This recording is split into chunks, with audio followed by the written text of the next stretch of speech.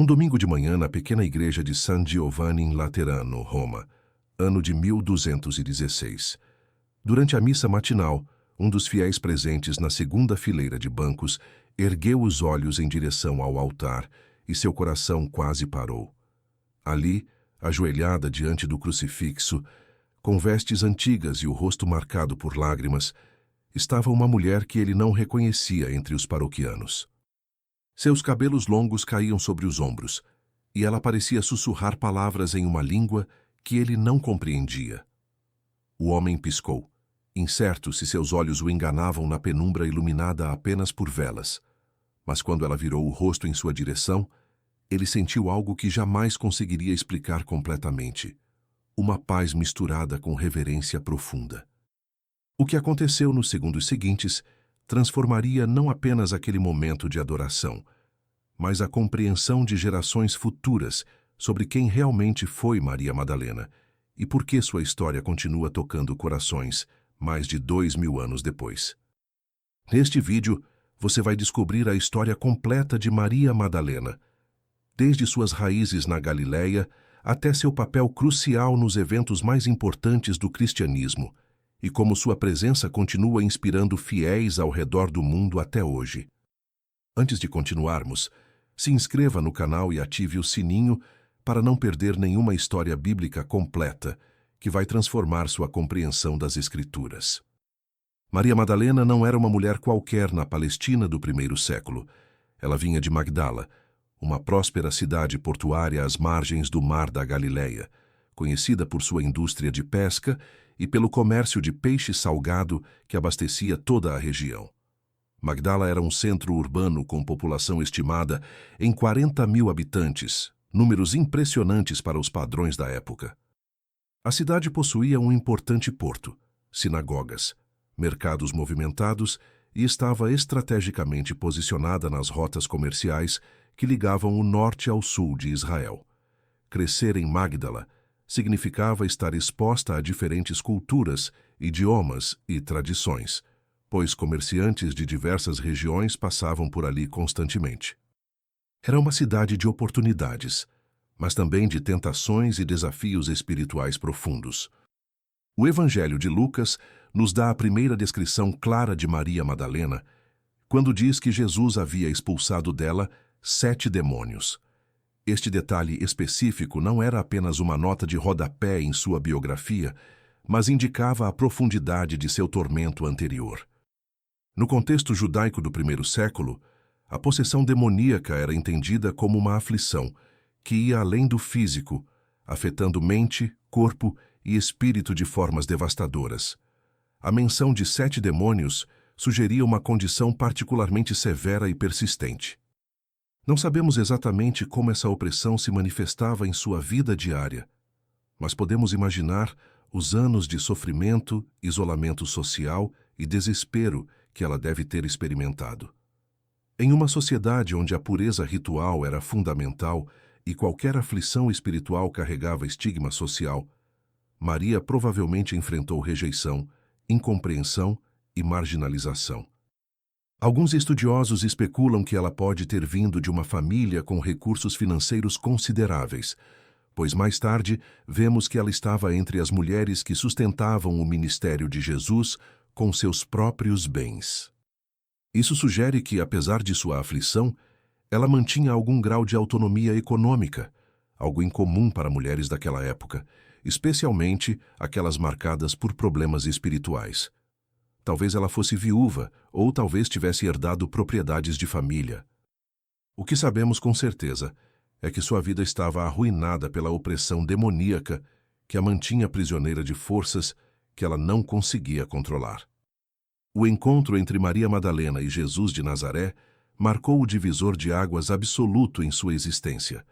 Não sabemos exatamente onde ou quando aconteceu pela primeira vez, mas sabemos que Jesus olhou além do tormento que a consumia e viu a mulher que Deus havia criado. Com autoridade que não dependia de rituais elaborados ou fórmulas mágicas, Jesus simplesmente ordenou que os demônios a deixassem. E eles obedeceram. Imagine o que deve ter sido aquele momento para Maria. Anos, talvez décadas, de sofrimento ininterrupto, de vozes que não eram suas ecoando em sua mente, de comportamentos que ela não controlava, dominando suas ações, de noites sem dormir e dias sem paz. Tudo isso desapareceu num instante. O silêncio que se seguiu à libertação deve ter sido ensurdecedor. Pela primeira vez em anos incontáveis, ela estava verdadeiramente sozinha em sua própria mente, livre, inteira, restaurada. A gratidão que brotou em seu coração não era o tipo superficial que se expressa em palavras educadas e depois se esquece. Era o tipo profundo, visceral, que reconhece que você estava morta e agora está viva, que estava perdida e foi encontrada, que estava em pedaços e foi recomposta. Maria não podia simplesmente voltar para sua vida anterior como se nada tivesse acontecido. Ela havia experimentado o poder transformador de Jesus de uma forma tão pessoal e radical, que sua única resposta possível foi dedicar completamente sua vida a segui-lo. E foi exatamente isso que ela fez. Lucas, capítulo 8, versículos 1 a 3, nos diz que Jesus viajava de cidade em cidade e de aldeia em aldeia, proclamando as boas novas do reino de Deus, acompanhado pelos 12 apóstolos e também por algumas mulheres que haviam sido curadas de espíritos malignos e enfermidades. Entre elas estavam Maria, chamada Madalena, da qual haviam saído 7 demônios, Joana, mulher de Cusa, procurador de Herodes, Susana e muitas outras, que o serviam com seus próprios bens. Esta passagem é revolucionária por várias razões. Primeiro, ela confirma que Jesus incluía mulheres em seu círculo de discípulos viajantes, algo praticamente inédito para rabinos judeus daquela época. Os mestres religiosos simplesmente não aceitavam mulheres como discípulas, muito menos as levavam em suas jornadas missionárias. Segundo, o texto deixa claro que essas mulheres não eram apenas beneficiárias passivas dos ensinamentos de Jesus, mas participantes ativas no ministério. Elas serviam ao grupo com seus próprios recursos financeiros, garantindo que Jesus e os discípulos pudessem se concentrar na pregação e no ensino, sem se preocupar constantemente com necessidades materiais básicas. Maria Madalena estava entre as principais dessas mulheres, mencionada em primeiro lugar na lista sempre que aparece nos evangelhos junto com outras mulheres, sugerindo sua posição de liderança e importância no grupo. Durante os anos de ministério público de Jesus, Maria esteve presente nos momentos mais cruciais. Ela ouviu os sermões nas encostas das montanhas da Galileia, testemunhou os milagres que deixavam multidões boquiabertas, viu paralíticos andarem e cegos receberem a visão, esteve presente quando Jesus alimentou 5.000 pessoas com apenas 5 pães e 2 peixes, observou as confrontações cada vez mais intensas com os líderes religiosos em Jerusalém. Cada ensinamento que ela absorvia, cada parábola que ela ouvia, cada demonstração do poder de Deus que ela presenciava, aprofundava sua compreensão de quem Jesus realmente era. Enquanto muitos seguiam Jesus por curiosidade, interesse próprio ou expectativas políticas de um Messias guerreiro, Maria o seguia com o coração de alguém que conhecia pessoalmente o alcance de sua misericórdia e poder. Os evangelhos não registram palavras específicas de Maria Madalena, mas sua presença constante fala mais alto que discursos. Ela estava lá não para ganhar nada, não por ambição ou reconhecimento, mas por amor profundo e lealdade inabalável àquele que lhe havia dado uma nova vida. E essa lealdade seria testada da forma mais brutal imaginável. Quando chegamos aos eventos da paixão de Cristo, Maria Madalena emerge das páginas dos evangelhos com uma clareza e presença que não pode ser ignorada. Enquanto os discípulos homens, com exceção de João, fugiram com medo quando Jesus foi preso no Getsêmani, as mulheres permaneceram. Marcos, capítulo 15, versículo 40. Nos diz que havia também ali algumas mulheres, olhando de longe, entre as quais se encontravam Maria Madalena, Maria mãe de Tiago, o menor, e de José, e Salomé, as quais o seguiam e o serviam quando ele estava na Galileia. e muitas outras que haviam subido com ele a Jerusalém. Maria estava lá no Gólgota, o lugar da caveira onde criminosos e revolucionários eram executados pela maquinaria brutal do Império Romano.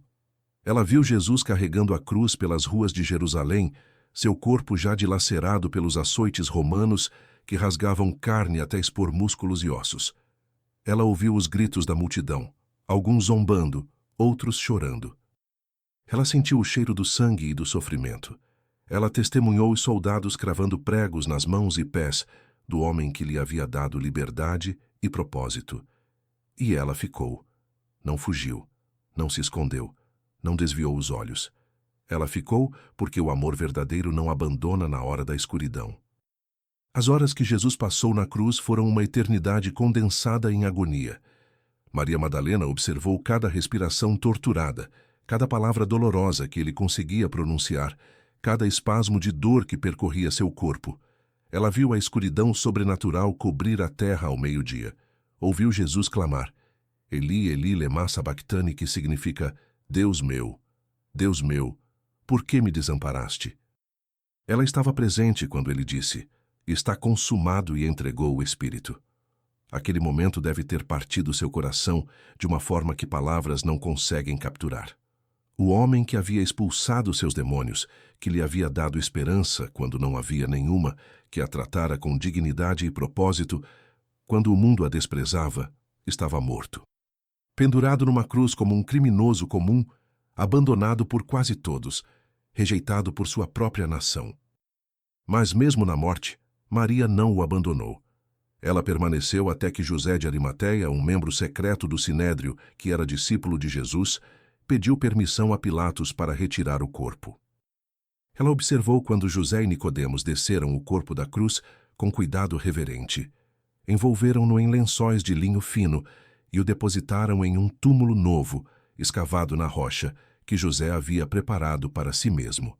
Marcos, capítulo 15, versículo 47. Nos informa que Maria Madalena e Maria, mãe de José, observavam onde ele fora posto. Elas precisavam saber exatamente onde estava o túmulo, porque planejavam voltar.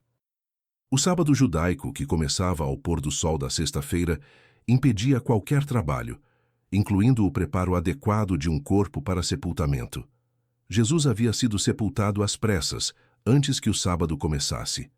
As mulheres, incluindo Maria Madalena, teriam que esperar até que o sábado terminasse para completar os rituais funerários apropriados. Imagine aquele sábado para Maria. As horas devem ter se arrastado como anos.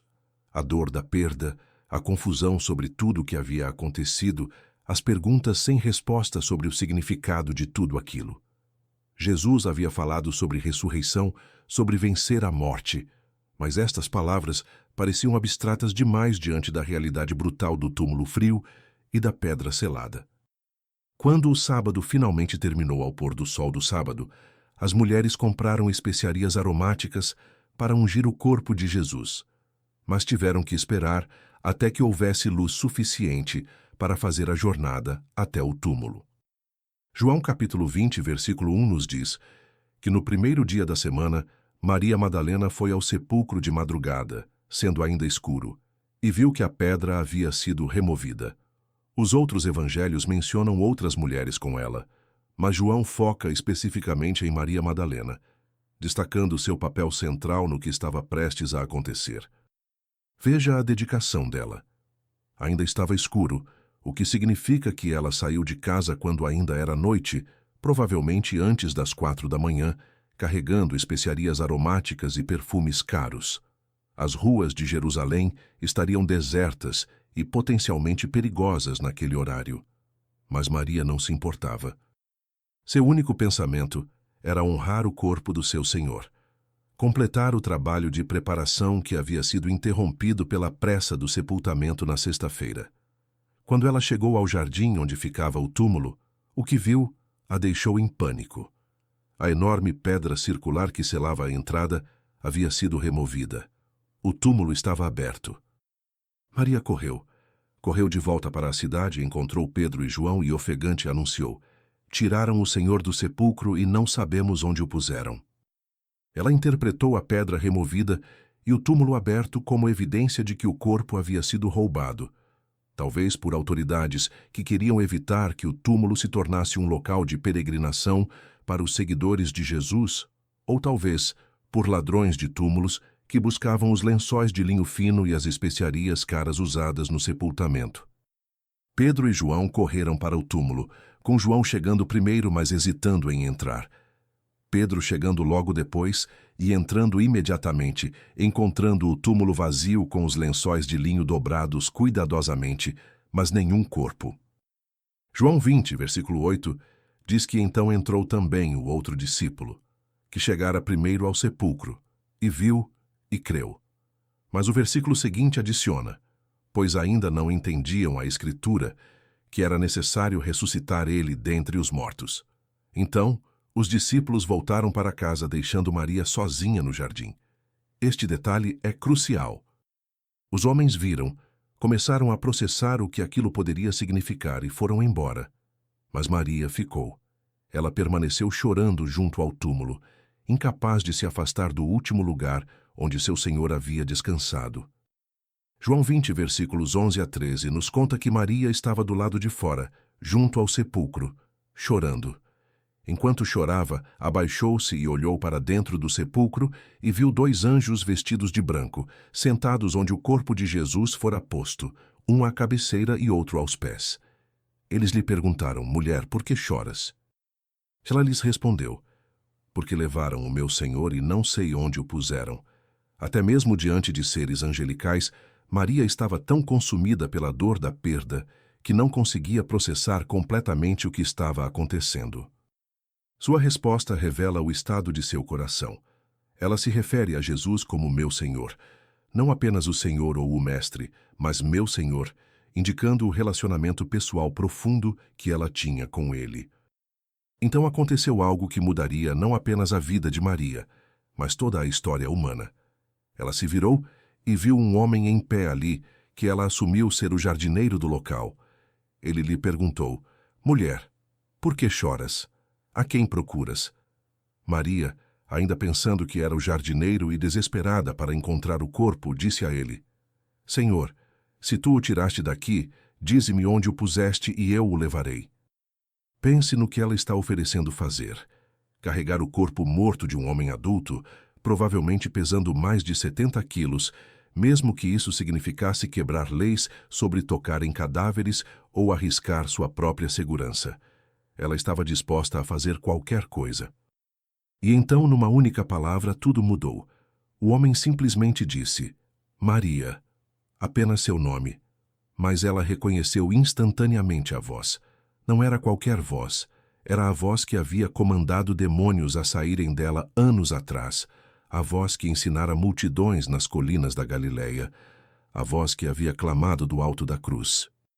Jesus estava vivo em pé diante dela, falando seu nome com o mesmo amor e reconhecimento de sempre.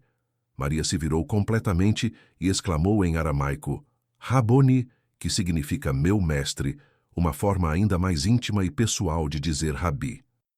Ela deve ter se movido para abraçá-lo, para tocar nele, para ter certeza absoluta de que não era uma visão ou alucinação. Mas Jesus disse a ela: Não me detenhas, pois ainda não subi ao Pai, mas vai ter com os meus irmãos e dize-lhes: Subo para meu Pai e vosso Pai, para meu Deus e vosso Deus. Alguns intérpretes sugerem que a frase não me detenhas pode ser melhor traduzida como pare de se agarrar a mim, indicando que Maria já havia tocado nele e agora precisava deixá-lo ir porque ele tinha uma missão para ela cumprir. E que missão era essa? Ir aos discípulos e anunciar a ressurreição. Neste momento, Maria Madalena se tornou oficialmente a primeira testemunha da ressurreição de Jesus Cristo e a primeira pessoa comissionada a anunciar este evento aos outros. Na tradição cristã posterior, ela seria chamada de Apóstola dos Apóstolos, aquela que foi enviada aos enviados. Isto é absolutamente revolucionário quando consideramos o contexto cultural. No judaísmo do primeiro século, o testemunho de uma mulher não era considerado válido em tribunal.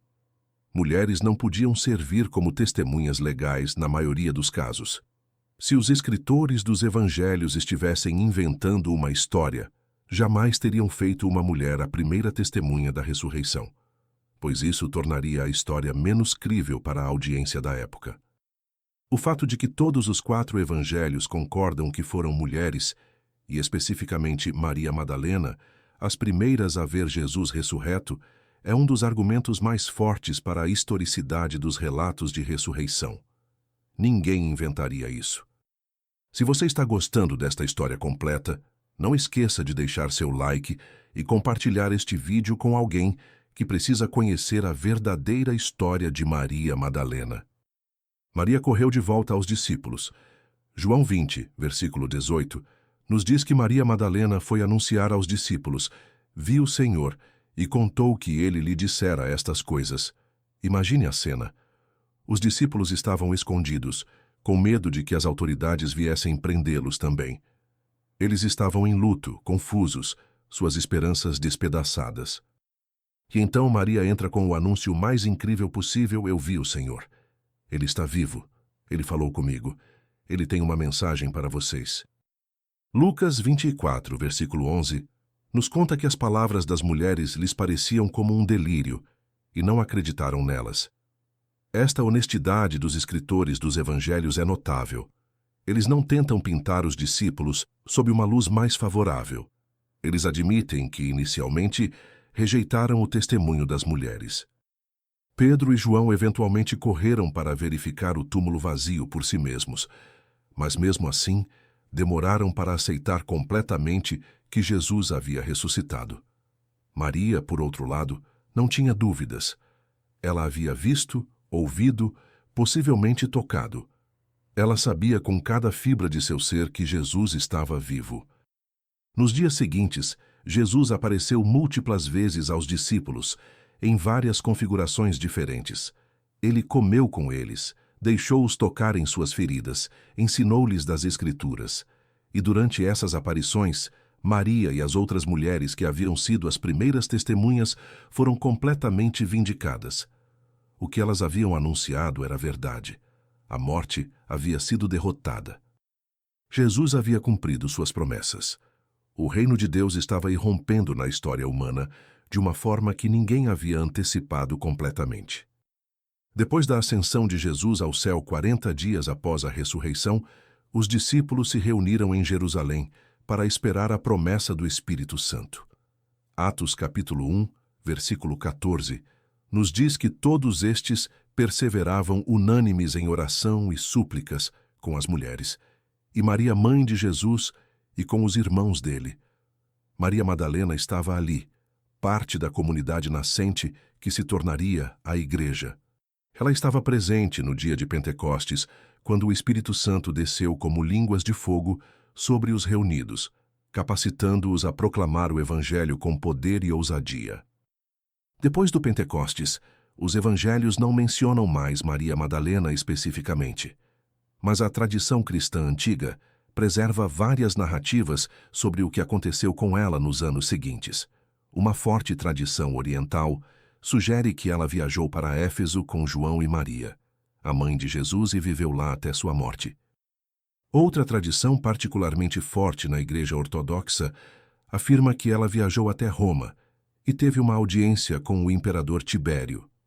De acordo com esta tradição, ela apresentou a Tibério um ovo como símbolo da ressurreição, explicando que, assim como uma nova vida emerge de algo que parece morto, Jesus havia ressurgido da tumba. Tibério teria respondido que era tão impossível quanto o ovo em sua mão ficar vermelho, e no mesmo instante o ovo se tornou vermelho brilhante. Esta história é a origem da tradição ortodoxa de pintar ovos de vermelho na Páscoa. Uma terceira tradição, popular na França medieval, afirma que Maria Madalena viajou para a Provença com Lázaro e suas irmãs Marta e Maria após perseguição em Jerusalém, e passou seus últimos anos em oração e contemplação em uma caverna nas montanhas. Embora não possamos verificar historicamente qual dessas tradições é precisa, todas elas concordam em um ponto central. Maria Madalena dedicou o resto de sua vida a proclamar Jesus Cristo ressurreto, assim como havia sido comissionada a fazer naquela manhã no jardim. A importância de Maria Madalena para a igreja primitiva não pode ser superestimada. Ela foi testemunha ocular de praticamente todos os eventos principais da vida, morte e ressurreição de Jesus. Ela esteve presente durante o ministério público, na crucificação, no sepultamento, e foi a primeira a ver Jesus ressurreto. Seu testemunho era fundamental para a proclamação apostólica. Quando os apóstolos pregavam que Jesus havia ressuscitado dos mortos, eles podiam apontar para Maria e outras mulheres como testemunhas oculares primárias. Infelizmente, ao longo dos séculos, a reputação de Maria Madalena foi progressivamente distorcida e manchada por confusões e interpretações errôneas. No VI século, o Papa Gregório Magno proferiu um sermão onde ele identificou Maria Madalena com a mulher pecadora anônima que ungiu os pés de Jesus com perfume, em Lucas capítulo 7, e também com Maria de Betânia, irmã de Lázaro. Essa fusão de 3 mulheres diferentes em uma pessoa criou a imagem de Maria Madalena como prostituta arrependida, uma caracterização que dominou a imaginação popular por mais de 1000 anos. Esta identificação não tem base nos textos bíblicos. Os evangelhos nunca sugerem que Maria Madalena era prostituta. Eles dizem que Jesus expulsou dela 7 demônios, o que indica possessão demoníaca, não imoralidade sexual. Mas a imagem da Madalena como prostituta se tornou tão enraizada na cultura que até hoje muitas pessoas assumem que era esse seu passado. Esta distorção fez um desserviço tremendo, não apenas à memória de Maria, mas também ao papel das mulheres na igreja. Ao reduzir Maria Madalena a uma pecadora sexual arrependida, a tradição minimizou seu papel crucial como discípula, testemunha e proclamadora do Evangelho. Felizmente, estudos bíblicos modernos e declarações oficiais da Igreja Católica, incluindo uma revisão litúrgica em 2016 que elevou a festa de Maria Madalena ao status de festa litúrgica maior, reconhecendo oficialmente seu título como apóstola dos apóstolos, tem trabalhado para corrigir esta injustiça histórica. Agora, voltemos à experiência daquele fiel na igreja em Roma que vimos no início. Experiências de aparições de santos, incluindo Maria Madalena, foram relatadas ao longo da história da igreja. Estas experiências variam amplamente em natureza e interpretação.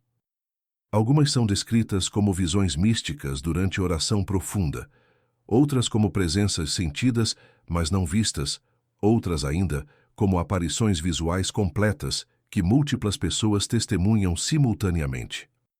A teologia cristã tem uma longa tradição de discernir tais experiências, distinguindo entre genuínas manifestações espirituais, fenômenos psicológicos naturais e, em alguns casos, enganos deliberados ou auto-engano. O que aconteceu naquela manhã em San Giovanni? De acordo com o relato transmitido através de registros da época, o homem que viu a figura no altar se aproximou cautelosamente. Outros paroquianos começaram a notar algo incomum. Alguns relataram sentir um perfume intenso de especiarias aromáticas, sem fonte identificável. A mulher ajoelhada permaneceu imóvel, aparentemente em oração profunda. Quando o sacerdote que celebrava a missa se aproximou, a figura se dissolveu gradualmente, não desaparecendo abruptamente, mas como se estivesse sendo absorvida pela luz que entrava pelas janelas da igreja. O que permaneceu foi uma sensação palpável de paz e presença, que muitos dos presentes descreveram como diferente de qualquer coisa que haviam experimentado antes.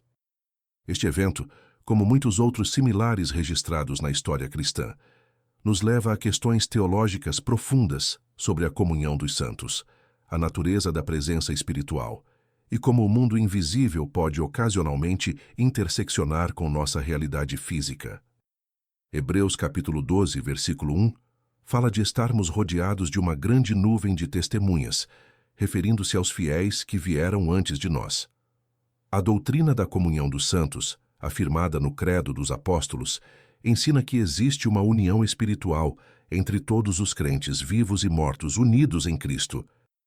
Maria Madalena, como primeira testemunha da ressurreição, ocupa um lugar especial nesta comunhão de santos. Sua paixão pela presença de Cristo, demonstrada desde o momento em que foi liberta até sua vigília junto ao túmulo e seu encontro com Jesus ressurreto, torna-a um modelo poderoso de devoção persistente. Se experiências como a relatada em San Giovanni são genuínas manifestações espirituais ou fenômenos psicológicos complexos, é algo que cada pessoa deve discernir com humildade e sabedoria. O que é indiscutível é que a história de Maria Madalena continua a inspirar e desafiar pessoas de fé 2000 anos depois. A verdadeira questão não é se Maria Madalena aparece fisicamente em igrejas hoje, mas se permitimos que sua história transforme como vivemos nossa fé agora. Maria nos ensina várias lições cruciais. Primeiro, ela nos mostra que ninguém está além do alcance da graça transformadora de Deus. Não importa quão profunda seja a aflição, quão desesperadora a situação, quão perdida uma pessoa se sinta. Jesus pode libertar, curar e restaurar completamente. A transformação de Maria de alguém atormentado por 7 demônios para a primeira testemunha da ressurreição é uma das reviravoltas mais dramáticas em toda a Escritura. Segundo, Maria demonstra que gratidão verdadeira se expressa em dedicação radical. Ela não apenas agradeceu a Jesus e seguiu em frente com sua vida. Ela reorientou toda a sua existência em torno dele. Ela usou seus recursos para apoiar seu ministério. Seguiu-o através de sucessos e fracassos. Permaneceu com ele até a morte e além. Esta é gratidão que custa algo, que exige tudo. Terceiro, Maria nos ensina sobre a importância da presença persistente.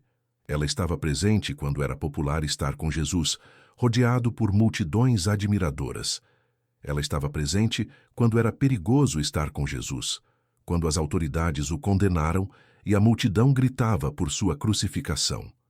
Ela estava presente quando parecia não haver mais nada a fazer, quando Jesus estava morto e sepultado.